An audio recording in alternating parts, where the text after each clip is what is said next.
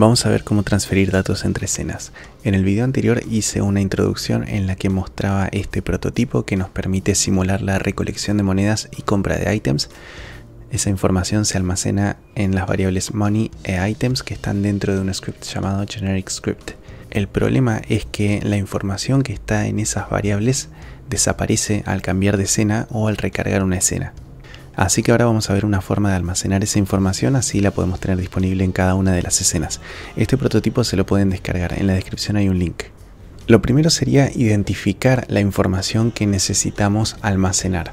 En este caso eran las variables que llevan la cuenta del dinero y de los ítems. Esas variables están dentro de un script que se llama generic script, son estas de acá. Son dos enteros, uno se llama money y el otro se llama items. Entonces la información que está en estas variables es la que queremos guardar.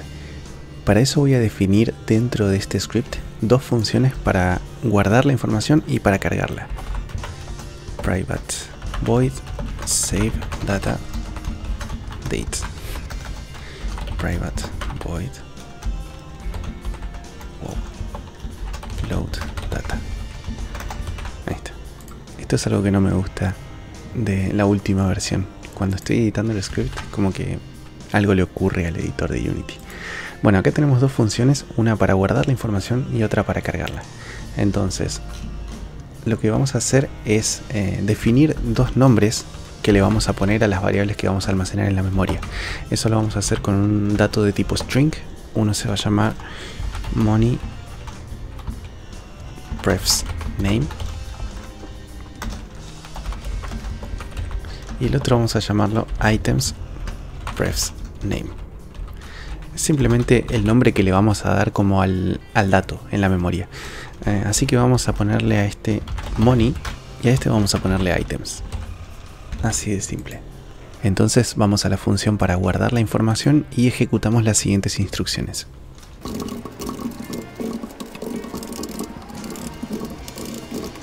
Acá lo que estamos haciendo es utilizar la clase playerprefs, que es una manera de guardar información en la memoria. Estamos seteando una variable de tipo entero en la memoria con el nombre definido por este campo, ¿no? Que acá arriba lo pusimos, es el nombre money, y el valor que le estamos pasando para almacenar es el valor que está almacenado en la variable, ¿no? Entonces la variable money se va a guardar en la memoria bajo el nombre que definamos acá, y lo mismo para la variable items. Acá le pasamos el nombre para esa variable y el dato.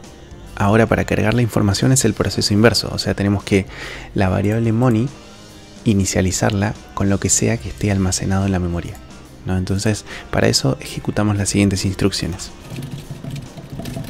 Vamos a usar el método getInt dentro de playerprefs.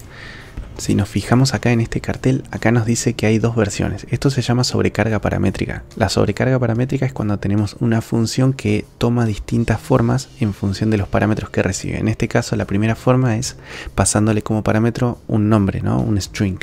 Pero la segunda forma es pasándole un string y además un valor por defecto. Esta es la que vamos a utilizar, ya que si no hay información guardada en la memoria, vamos a inicializar estas variables en cero. Con estas dos instrucciones hacemos la lectura de los datos de la memoria. Entonces, la variable money se va a inicializar con el valor que esté almacenado en la memoria bajo este nombre. Y si no hay ningún valor almacenado, o sea, es la primera vez que corremos el juego, por ejemplo, se va a inicializar con 0. Ahora toca ver dónde hacer el guardado de datos y dónde hacer la carga de datos. Para la carga de datos, sugiero utilizar el método awake.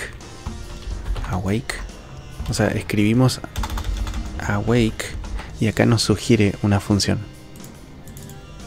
Este Visual Studio nos está diciendo que es un mensaje de Unity, así como también lo es start. Es una función que se ejecuta automáticamente en algún punto del ciclo de vida del componente.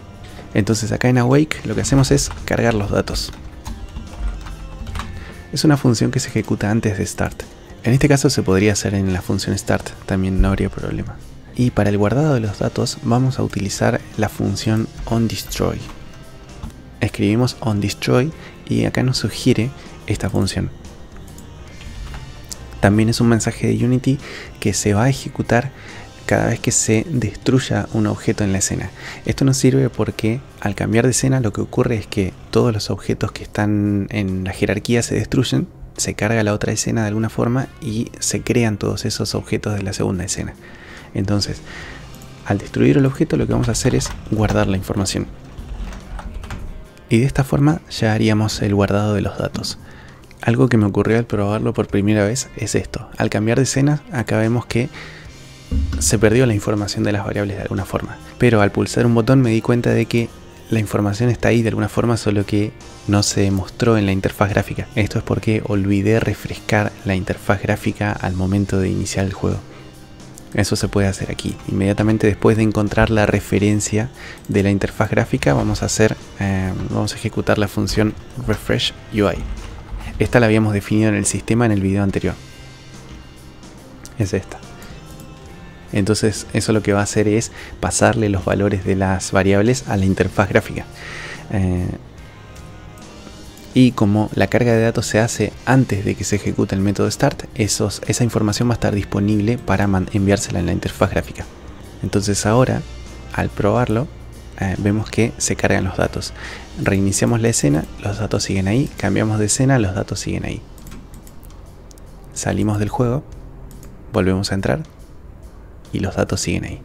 Entonces esta es una de las maneras de transferir datos entre escenas. Lo que hay que hacer es identificar la información que necesitamos. Esto va a haber que hacerlo para cada uno de los scripts en los que tengamos información que necesitamos transferir a la otra escena.